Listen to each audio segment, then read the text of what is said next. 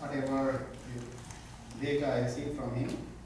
And we are working largely together with Dr. Ryan Tian from University of Arkansas Fayetteville on nanowiring of drugs. And it has got quite good recognition at various forms. And also, for example, nanowiring of stem cell recognized in Society for Neuroscience. So I'm sharing a session on traumatic brain injury and novel therapeutics. This is on 16th of November in the morning. And all of you wish that you can attend.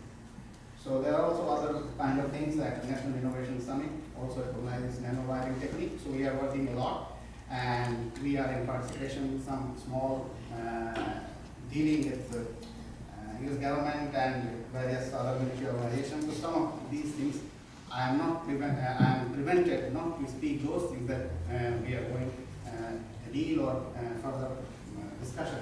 So please bear with mine, and I will show you some of the important things here. So in this case, what we try to do our hypothesis or test. If we are right that nanowired drug delivery is better than the current compound, then it should do it in every model, I suppose. And obviously, for clinical region, we cannot create any model that is very similar in animal cases. So we have to make some compromises. This is also one of the compromises. So what Daphne Moresano did previously, that he used a model of hyperthermia and complicated with diabetes and also in some cases hypertension.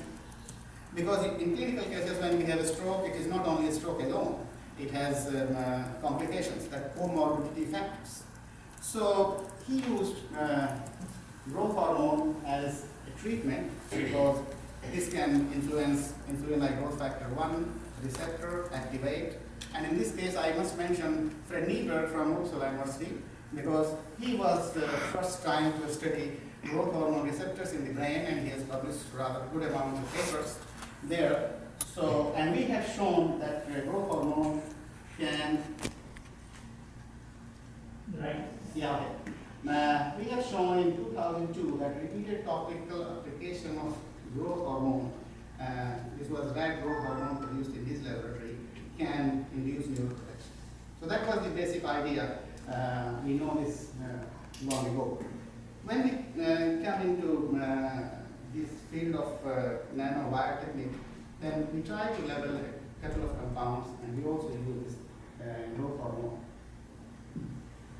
So I show you some of the original publications of Daphne Moresano. We use this stress and diabetes and chronic hypertension. And what the basic thing is that if we have a normal situation complicated with other comorbidity factors, then either we need to enhance the dose or we should have enhanced delivery. So at the moment we are using nanowire, and then I have a paper here by Giovanni Tosi, he is also not here. We are testing different types of leveling of drugs and delivering and trying to compare. So, of course, in this case we use a very old model that we developed in India and also used in Sweden. We have in Rosen. He is my mentor in pathology. So he's here. So we met a long student in Sweden in the Charlottesville, so that we can study changes in comfort side and also so this model was quite appreciated because it can really pinpoint the effect of drugs rather than putting on a way, so that all their life matters are averaged.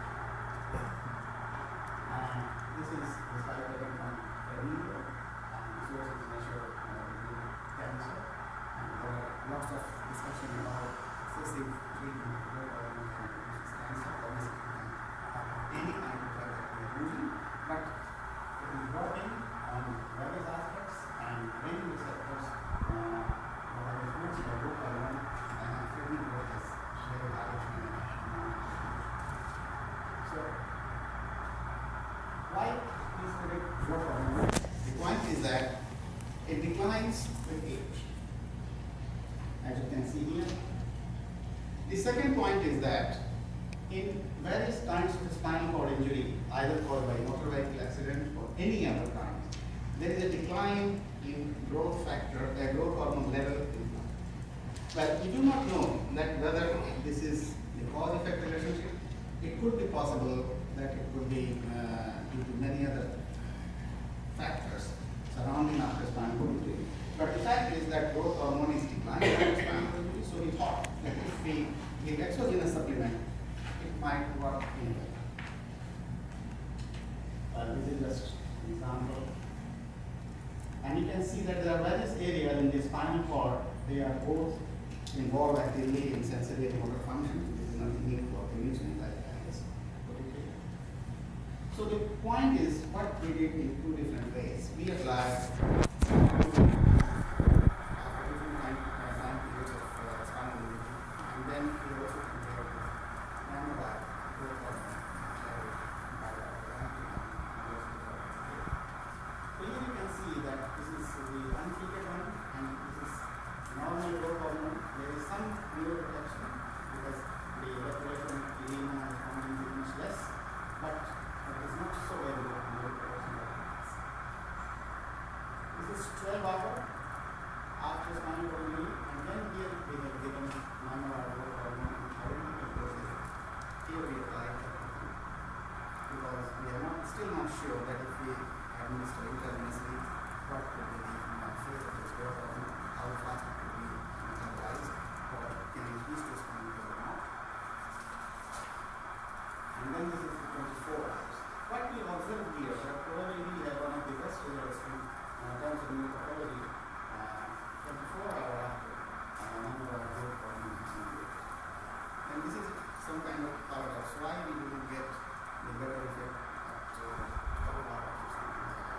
This we have no idea because this is very new finding. We are working on how to possibly see what is happening in the But one thing we did that unfortunately data at this point I did not get it. So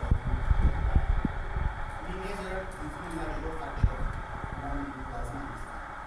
And what we can find that when we apply Nanowired growth hormone 24 hours after, it has reached the maximum level of plasma and tissue.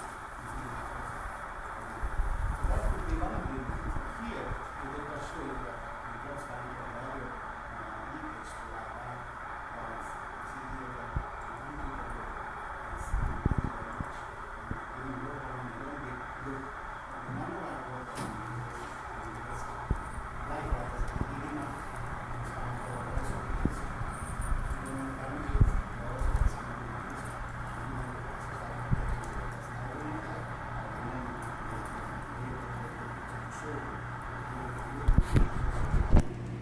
So what we can say that growth hormone is neuroprotective, that we know. What we could add, Nanowired growth hormone